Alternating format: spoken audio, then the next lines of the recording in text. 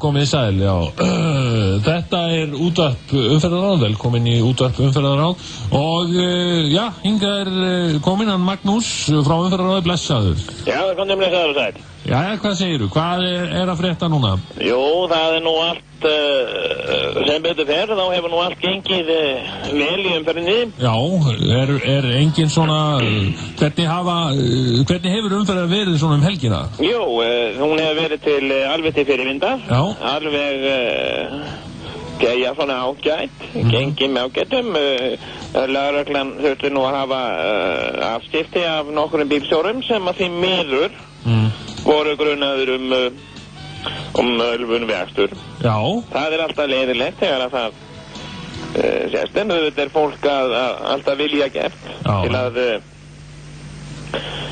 keyra, reyna að aka vel og fallega og vera öðrum til fyrirmyndar. Já, engin svona dæmi sem að við ættum að varast, svona úr einhverjum óhöppum? Já, nú nú sá tími að koma sem að þegar fólki ættir til að fara að taka veðardekkin, nagladekkin undan. En maður ættir nú ekki að flýta sér á mikið við það. Nei. Því að ennþá getur nú snjóað og myndast hálka og hálkublettir á götum. Já. Ef að frost Já. En, og svo líka, annað, sko, það svona almenn hegðun í umferðinni. Já. Og ég vil nú sérstaklega nefna bílstjóra á bifreiðinni AK 714 sem svona blár Volvo. Já. Og þetta eldri maður svona, 50. Lítur út eins og api framann. Og hann sko, það maður sér það bara á hvernig hann keyrir, sko, að þessi maður aumingi. Já. Og greinilega bara, ég var að hugsa það, sko, ég var að keyra á eftir honum. Já. Og hann skipti akreinar hans að gefa stefnu, ljós og svona. Já. Og ég var að hugsa það, sko, að hann sé ekki bara api, hugsaði ég api að keyra. Og ég var að hugsa, sko, ef ég hefði verið með skambissu í bílnum, og ég skotið hann, það var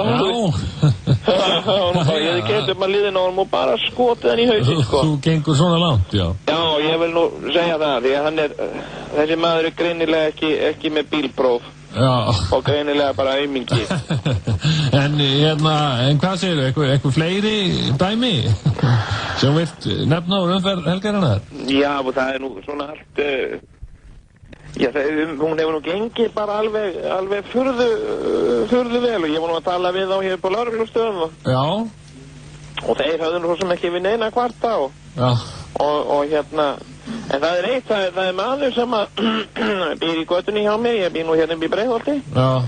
Og ég man nú ekki númerið hjá honum en hann aumingi. Nú? Já, og gerir á svona einhverju lítilli Toyota. Já. Það grásaðans það Toyota, það annað hver bíl í bænum grásaðans Toyota begla, sko. Já. Það allt komið á Toyota. Já. Og þessi maður, hann ekki bara fíbl.